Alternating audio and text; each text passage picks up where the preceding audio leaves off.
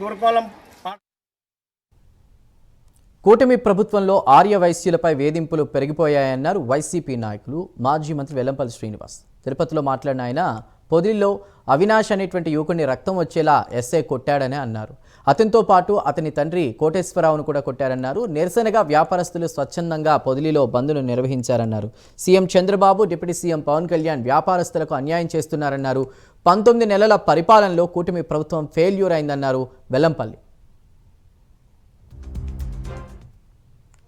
అవినాష్ అనే కుర్రవాడిని స్టేషన్కి తీసుకెళ్ళి చితకబాది అతను దెబ్బలు తగిలాయని చెప్పని గవర్నమెంట్ హాస్పిటల్కి వెళ్ళి ట్రీట్మెంట్ కోసం వెళ్తే నువ్వు మళ్ళీ హాస్పిటల్కి వెళ్తావని చెప్పని మళ్ళీ స్టేషన్ తీసుకొచ్చి చితకబాది తన తండ్రి కోటేశ్వరరావు గారు మా అబ్బాయికి ఎందుకు ఇలా చేస్తారని చెప్తే తండ్రిని కూడా కొట్టడం జరిగింది.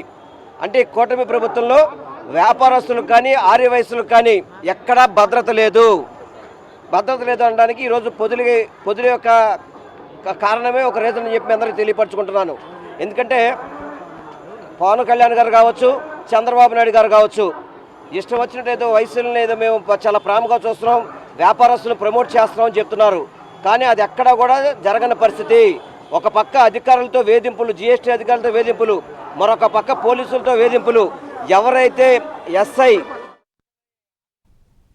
ఖమ్మం సత్తుపల్లిలో రైతులు రాస్తారోకో నిర్వహించారు. రబీ సీజన్కు కావాల్సిన